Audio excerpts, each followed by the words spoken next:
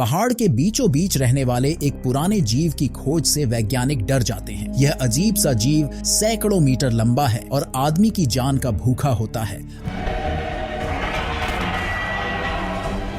दो government agent mount Lincoln की तलहटी में रिसर्च कर रहे होते हैं। अब अंडरग्राउंड में कुछ अजीब हलचल को देखते हुए एक एजेंट हालात की रिपोर्ट करने के लिए हेडक्वार्टर से संपर्क करता है। तभी अचानक एक भयावह भूकंप आ जाता है और पृथ्वी की गहराई से भाप निकलने लगती है, जिससे महिला के चेहरे पर गहरे निशान पड़ जाते हैं। अब यह देखते हुए कि उसका साथी मर चुकी है, एजेंट उस घटना से दूर भागने की कोशिश करता है, लेकिन वह भी रास्ते में एक विशाल चट्टान से कुचल कर मर जाता है। फिर भी किसी तरह वह अपना काला ब्रीफकेस छोड़ देता है जो चट्टान के किनारे पर लुढ़क जाता है। जंगल के दूसरे हिस्से में थॉमस वॉल्श के अंडर में एक लकड़ी काटने वाली टीम को भी जमीन में कंपन महसूस होता है। एक तेज झटके से पेड़ की एक डाल टूटकर गिर जाती है, जिससे एक आदमी का पैर फंस जाता है। पहले तो टीम को राहत मिलती है कि उनका साथी आसानी से बच जाएगा, लेकिन कुछ सेकंड के बाद ही फंसे हुए आदमी की सांसें रुक जाती है। अब एक रिसर्च लैब में एमिली नाम की एक भूकंप विज्ञानी शहर में बार बार आने वाले भूकंपों के बारे में चिंतित होती है। कुछ सैटेलाइट तस्वीरें माउंट लिंकन के नीचे टेक्टोनिक प्लेटों की गति को दिखाती है,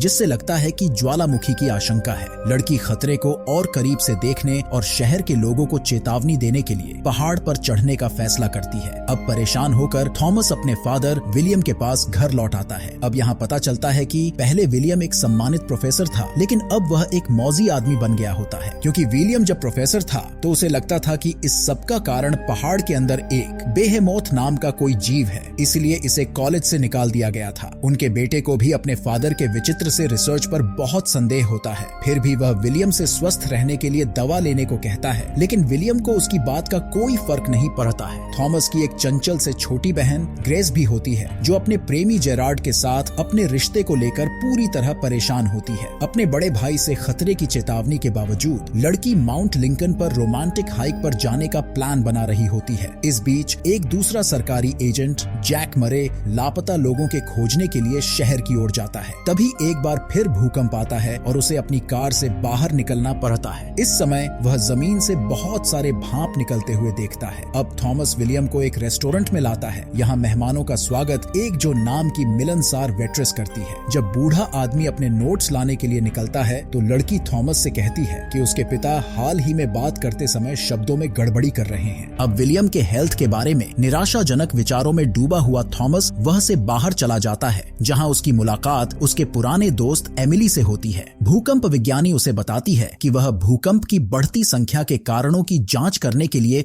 शहर आई हुई है। अब एमिली थॉमस को रात के खाने पर बाहर ले जाने की पेशकश करती है, लेकिन वह मना कर देता है और चला जाता है। इधर जो विलियम के साथ एक टेबल पर बैठकर उससे पुराने जीवों के फोटो के बारे में पूछती है। बूढ़ा आदमी एक राक्षस के बारे में कहानी बताता है जो पृथ्वी की गहराई में रहता है। जब भी लोग अपने कलाकारी से पृथ्वी को विनाश के बिंदु पर लाते हैं, तभी अज्ञात शक्तियां प्रकट होती हैं और धरती को बचाती हैं। लेकिन लड़की तो केवल विलियम की कहानी पर हंसती है। अचानक वह जगह ही धरती के झटकों से हिलने लगती है। अब आदमी उत्सुकता से पुराने जीवों के अपने चित्र को दिखाता है, क्योंकि उसे महसूस होता है कि कुछ भयानक जरूर होने वाला है। तभी एक लोकल आदमी देखता है कि उसकी कार से धुआं निकल रहा है। वह उसके करीब जाता है, तभी अचानक भाप जमीन से उसकी ओर फूटने लगती है। आदमी घबराकर भागने की कोशिश करता है, लेकिन उसके पैरों तले की जमीन खिसकने लगती है और वह खाई में गिर जाता है। अब जल्द ही उसका घर भी जमीन के नीचे दब जाता है। अगले दिन एमिली माउंट लिंकन पर चढ़ती है, जहां वह भूकंपीय गतिविधि रीडिंग रिकॉर्ड करती है। अब इस बात की प्रबल संभावना होती है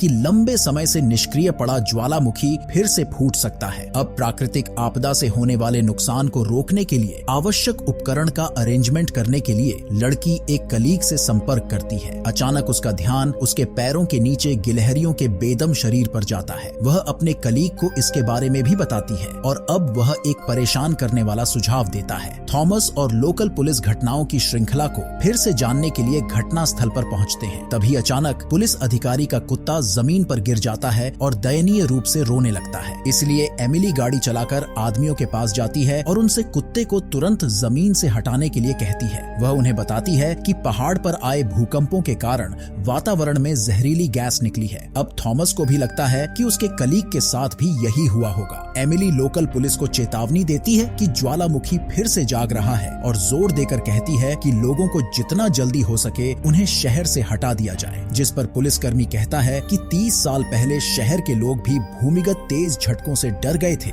लेकिन कभी कुछ नहीं हुआ। वह आबादी के बीच दहशत से बचने की कोशिश करता है और कुछ समय के लिए लोगों को पहाड़ पर चढ़ने से रोकने का फैसला करता है। इस बीच विलियम ग्लोबल डिजास्टर की रिपोर्ट सुनता है और वह अपनी बेटी को बताता है कि पृथ्वी आत्मविनाश की राह पर है और कुछ ऐसा घटित होने वाला है जो इसे खुद को नष्ट होने से रोक देगा। बूढ़ा व्यक्ति आने वाले आपदा के लिए सबको तैयार होने के लिए कहता है। कहानी के अनुसार इस अजीब से जीव के आग उगलते मुंह में फायरिंग करके ही उसे मारा जा सकता है। फिर भी ग्रेस अपने फादर की कहानी को किसी पागल की बकवास मानती है और जेरार्ड से मिलने के लिए घर छोड़कर चल देती है। अब शहर लौटने पर एमिली थॉमस को हाल की सैटेलाइट तस्वीरों को दिखाती है, जिसे देखकर ऐसा लगता है कि मानो धरती हिलती हुई ऊपर पहाड़ की ओर बढ़ रही है। अब लड़की भी मानती है कि लिंकन पहाड़ के अंदर कोई अज्ञात फोर्स उसके रास्ते में आने वाली हर चीज को नष्ट कर रही है और नए लावा प्रवाह और जहरीली गैस को धरती से बाहर निकलने का निर्माण कर रही है। अब इस फोर्स का कारण जानने के लिए एमिली फिर से टॉप पर चढ़ने की कोशिश करती है। उधर वॉल्श जूनियर को जैक मरे मिलता है और वह उसे एक भूविज्ञानी के रूप में अपना परिचय देता है। वह थॉमस को बताता है कि उसे एक माउंटेन गाइड के टूर पर खोए हुए मूल्यवान उपकरणों की खोज के लिए सरकार की तरफ से भेजा गया है। यह आदमी सेना में हेलीकॉप्टर पायलट के रूप में काम करता था। इसी बीच ग्रेस और उसका प्रेमी ट्रिप पर जाते हैं, लेकिन लड़की अपने पागल फादर के बारे में चिंता करती रहती है। फिर भी जेरार्ड उसे आश्वस्त करता है कि वे पहाड़ों की चीजों से अपना ध्यान हटा सकते हैं, लेकिन इन दोनों को कोई अंदाजा नहीं है कि वे कितने गलत हैं। तभी एमिली पहाड़ पर चढ़ती है और अपने ऑब्जर्वेशन को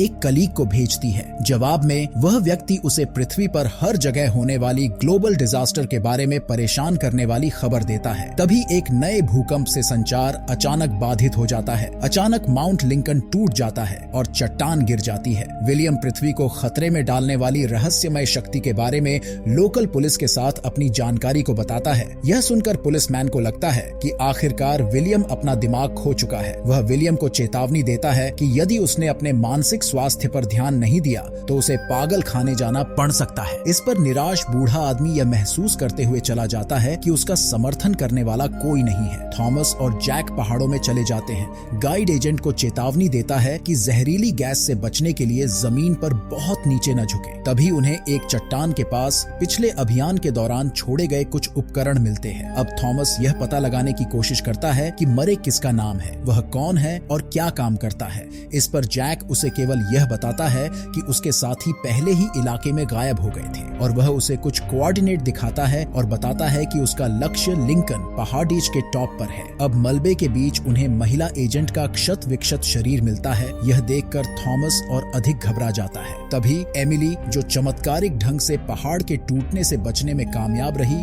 उनकी ओर दौड़ती हुई आती है। वह अपनी सहेली से कहती है कि उन्हें जल्द से जल्द शहर वापस जाना होगा और लोगों को चेतावनी देनी होगी। अब खतरे के बावजूद जैक लिंकन माउंटेन पर चढ़ने का प्लान बनाता है, लेकिन थॉमस उसे आगे ले जाने से इनकार कर देता है। फिर भी उसे सही रास्ता जाने के लिए बता देता है। अब शाम हो जाती है। ग्रेस और जेरार्ड पहाड़ की तलहटी में अपना टेंट लगाया होता है। वह आदमी घबराया हुआ होता है और शायद कुछ शब्द फुसफुसा रहा होता है। वह अपनी प्रेमिका के सामने घुटनों पर बैठ जाता है और उसे प्रपोज करता है। ग्रेस खुशी से मुस्कुराती है, लेकिन उसकी मुस्कान अचानक निराशा में बदल जाती है। जेरार्ड के पीछे पहाड़ में एक दरार दिखाई देती है, जिसमें से एक बड़ी आंख उन्हें घूरती हुई नजर आती है। कुछ ही सेकंड में एक राक्षस जैसे जीव दोनों पर हमला कर देता है, जिससे वे डर कर भाग जाते हैं। एमिली और थॉमस शहर लौटते हैं और लोकल पुलिस से आबादी को तुरंत खाली करने के लिए कहते हैं, लेकिन पुलिस को अभी भी संदेह होता है। अब भूकंप विज्ञानी इस बात पर जोर देते हैं कि शहर के लिए खतरा सच में है और समय समाप्त हो रहा है। इसलिए आखिरकार पुलिसमैन हार मान लेता है और लोगों को सूचित करने का वादा करता है। एजेंट मरे अपने हेडक्वार्टर से संपर्क करता है और रिपोर्ट देता है कि वह पिछले अभियान की रिकॉर्डिंग के साथ एक फ्लैश ड्राइव को बचाने में कामयाब हो गया है। उन्हें यह भी पता चलता है कि इस राक्षस जैसे जीव का केंद्र माउंट लिंकन के अंदर है। टाइम धीरे धीरे समाप्त हो रहा होता है और मानवता जल्द ही एक अनोखी घटना का सामना करेगी। इधर ग्रेस और जेरार्ड राक्षस से जंगल में छिपने की कोशिश करते हैं। तभी जमीन से धुएं के बादल फूटते हैं और जेरार्ड को समझ आ जाता है कि यह किसी पुराने जीव द्वारा उगला जा रहा है।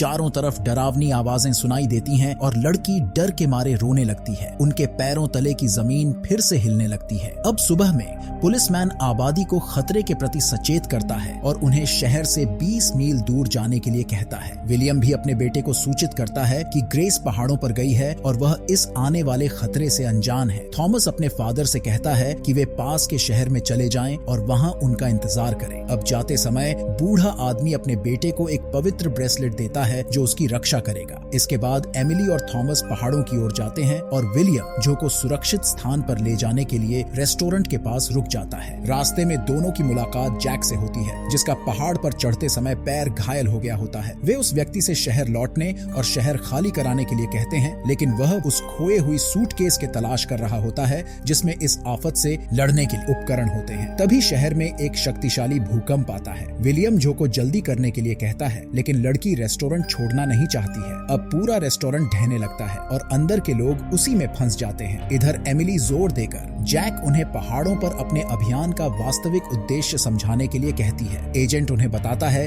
कि 6 महीने पहले दुनिया भर की खुफिया एजेंसियों ने एक अजीब अंडरग्राउंड गड़गड़ाहट का पता लगाया था जो दुनिया भर के 18 स्थानों पर एक साथ गूंज उठी थी। इसलिए सरकार ने अनोखी घटना की जानकारी के लिए पहाड़ पर एक अभियान भेजा था। उनका अनुमान है कि ऐसे ही एक घटना पहली बार 30,000 साल पहले हुई थी, फिर 15,000 साल बाद फिर से दोहराई गई और अब यह फिर से होने वाली है। खोया हुआ सूटकेस उस चीज का सामना करने का एकमात्र तरीका है। तभी उसी टाइम पर एक विशाल हाथ पहाड़ से बाहर निकलता है और जैक को एक शक्तिशाली झटके से गिरा देता है। एमिली और थॉमस अभी भी सदमे में होते हैं, इसलिए वे एजेंट के पास भागते हैं जिसका लाल तरल पदार्थ से दम घुट रहा होता है। अपनी आखिरी सांस में वह उनसे सूटकेस वापस लाने के लिए कहता है। उधर विलियम और जो अपने होश में आते हैं और पूरी तरह से डर जाते हैं जब उन्हें पता चलता है कि वे अंडरग्राउंड हो गए हैं, जहां किसी से कोई कम्युनिकेशन नहीं है और उनकी मदद करने वाला कोई नहीं है। स्थिति तब और भी बदतर हो जाती है जब एक राक्षस के हाथ जैसे कैफे के पास रेंगता है। पहाड़ों में मूसलाधार बारिश शुरू हो जाती है। तभी एमिली और थॉमस को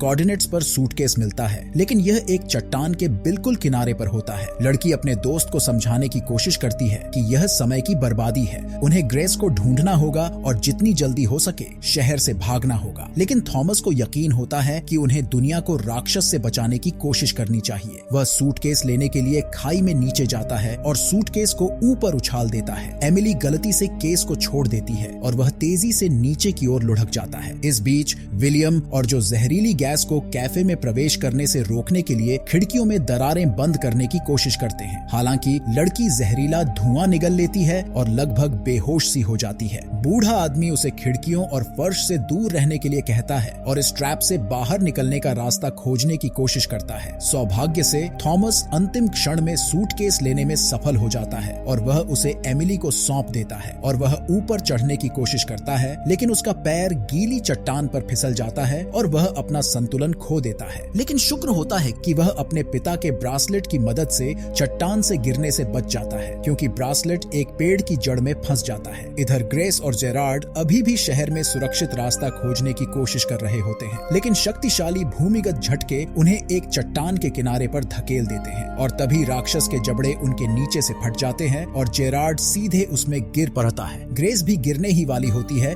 लेकिन थॉमस और एमिली उसे बचा लेते हैं। अब जब उसकी बहन इस सदमे से उभरती है तो थॉमस आगे का प्लान बताता है, जिसमें उन्हें सबसे पहले पहाड़ेज के नीचे रेंजर कैंप तक पहुंचना होगा। इस जगह का इस्तेमाल इमरजेंसी लैंडिंग के लिए किया जाता है, इसलिए उन्हें यहाँ से निकालने के लिए वहाँ एक हेलीकॉप्टर होना चाहिए। अब रेस्टोरेंट में विलियम बताता है कि इस भूकंप के लिए जिम्मेदार जीव बेहेमौत है, जो इस धरती पर इंसानों को नेस्तनाबूद करने के लिए आया है। हर 15,000 साल में एक बार वह पृथ्वी पर आते हैं। जब मानव जाति रुक जाती है तो विनाश के माध्यम से वे जीवन को एक नई गति देती हैं। अब वह आदमी छत की ओर जाने वाली सीढ़ी को खोजने लगता है। वे एक सीढ़ी लगाते हैं और बूढ़ा व्यक्ति सफलतापूर्वक ऊपर चढ़ जाता है। इस बीच राक्षस पूरी तरह से फट गया होता है, जिससे एक बड़ा भूकंप आ जाता है, इसलिए जो सीढ़ी से नीचे गिरकर बेहोश हो जाती है। विलियम लड़की के पास आता है और उसे होश में लाता है, लेकिन फिर जैसे ही वह उठने की कोशिश करता है वह खुद फर्श पर गिर जाता है। बूढ़ा आदमी मुश्किल से अपने पैरों पर खड़ा हो पाता है और जो कि मदद के लिए धन्यवाद कहता है। आखिर में दोनों टॉप पर पहुंच जाते हैं। इस बीच तीनों का पहाड़ों में क्रोधित बेहेमौत से सामना होता है। बमुश्किल उसके जाल से बचते हुए वे फिर भी हेलीकॉप्टर तक पहुंचने और उसे स्टार्ट करने में सफल हो जाते हैं। थॉमस सूटकेस से हथियार निकालता है और यह पता लगाने की कोशिश करता है कि इसका निशाना कहां लगाना है। अब ग्रेस को इस राक्षस को नष्ट करने के लिए अपने पिता की कहानी याद आती है और वह अपने भाई से राक्षस के मुंह में गोली मारने के लिए चिल्लाती है। थॉमस ऐसा ही करता है, वह मिसाइल दागता है